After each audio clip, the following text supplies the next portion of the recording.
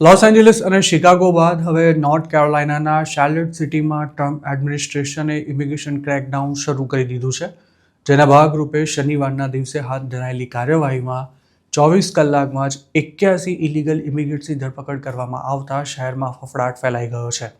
US મીડિયાના reports અનુસાર border પેટ્રોલના એજન્ટ્સ શહેરમાં ફરી વળતા વીકેન્ડમાં ઘણા વિસ્તારોમાં સન્નાટો છવાઈ ગયો હતો. ખાસ તો હિસ્પેનિક્સની વસ્તી ધરાવતા વિસ્તારોમાં નાઇટ ક્લબ્સ બંધ થઈ ગઈ હતી, તેમજ રવિવારે સવારે ચર્ચિસ પણ ખાલીખમ જોવા મળ્યા હતા. ટ્રમ્પ એડમિનિસ્ટ્રેશને ગત વીકેન્ડથી જ નોર્થ કેરોલાઇનાના સૌથી મોટા શાર્લેટ સિટીમાં કાર્યવાહી શરૂ કરી છે, જે શનિવાર બાદ રવિવારે પણ ચાલુ રહી હતી. શાર્લેટમાં એક જ દિવસમાં આટલી મોટી સંખ્યામાં ઇલીગલ એલિયન્સ પકડાયા હોય તેવું હાલના વર્ષોમાં કદાચ પહેલીવાર થયું છે. નોર્થ કેરોલાઇનામાં શરૂ કરાયેલા ઇમિગ્રેશન એન્ફોર્સમેન્ટની જવાબદારી એલએ તેમજ શિકાગોમાં બોર્ડર પેટ્રોલની આગેવાની કરનારા ગ્રેગ બોવિનોને સોંપવામાં આવી છે. શાર્લેટની ગણના અમેરિકાના ફાસ્ટેસ્ટ ગ્રોઈંગ સિટીઝમાં થાય છે. આ શહેરની વસ્તીમાં તાજેતરના વર્ષોમાં ઇમિગ્રન્ટ્સને કારણે ખાસો વધારો થયો છે, જેમાં લેટિન અમેરિકન્સની સંખ્યા સૌથી વધારે છે.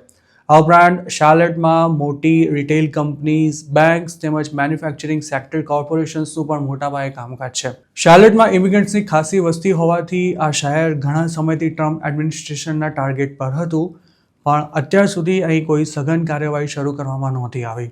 જોકે ગત શનિવારથી શરૂ કરાયેલા ઓપરેશન શાર્લેટ્સ વેબને કારણે કોઈ ડોક્યુમેન્ટ્સ વિના રહેતા લોકોમાં હવે ફફડાટ જોવા મળી રહ્યો છે. ગ્રેગ બોવિનોએ શનિવારે સોશિયલ મીડિયા પર મૂકેલી એક પોસ્ટમાં એવો દાવો કર્યો હતો કે શાર્લેટમાં શરૂ કરાયેલી કાર્યવાહી સફળ રહી છે. તેમણે 81 લોકોની ધરપકડના સમાચાર પણ કન્ફર્મ કર્યા હતા. ગ્રેગ બોવિનો ખુદ પણ વેસ્ટર્ન નોર્થ કેરોલાઇનાના છે.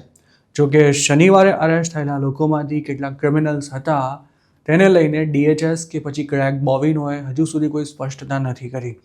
આમ તો એલએ અને શિકાગોમાં જે ઇમિગ્રેશન એન્ફોર્સમેન્ટ શરૂ કરાયું હતું, તેમાં શરૂઆતના સમયમાં અરેસ્ટ કરાયેલા લોકોમાંના ઘણા સિરિયસ ક્રિમિનલ બેકગ્રાઉન્ડ ધરાવતા હતા, પણ હવે યુએસમાં ઇલીગલી રહેતા હોય તેવા લોકોને પણ ક્રિમિનલ ગણી તેમની ધરપકડ કરવાથી લઈ ડિપોર્ટ કરવા સુધીની કાર્યવાહી પણ કરવામાં આવી રહી છે. શાર્લેટમાં ચાલી રહેલા ઇમિગ્રેશન એન્ફોર્સમેન્ટ અંગે લોયર્સ અને ઇમિગ્રન્ટ એડવોકેસી ગ્રુપ્સનું એવું કહેવું છે કે એલએ અને શિકાગોમાં અજમાવાયેલી તરકીબોનો આ શહેરમાં પણ ઉપયોગ કરાઈ રહ્યો છે.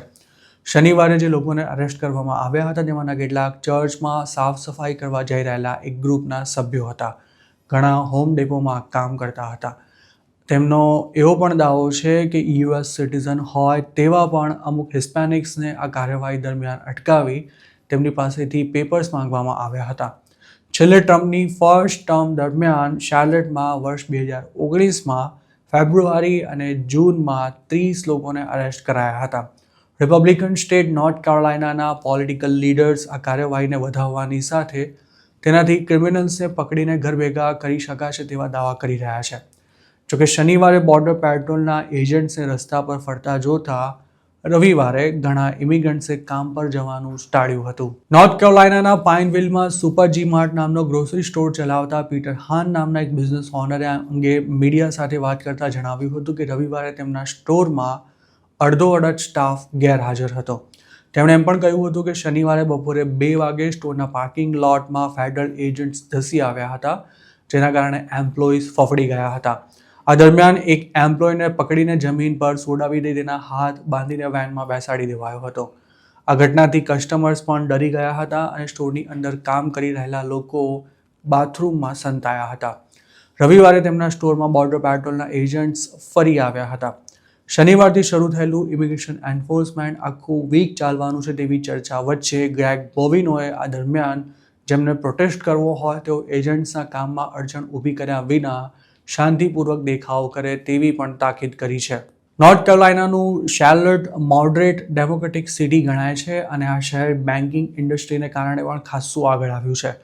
જોકે રિપબ્લિકન સ્ટેટના ડેમોક્રેટિક શહેરમાં અચાનક ફેડરલ એજન્ટ્સનું આગમન થતાં લોકો મૂંઝવણમાં મુકાયેલા છે. ખાસ તો બોર્ડર પેટ્રોલનું કામ અમેરિકાની 6000 માઇલ લાંબી ઇન્ટરનેશનલ બોર્ડરની સુરક્ષા કરવાનું છે.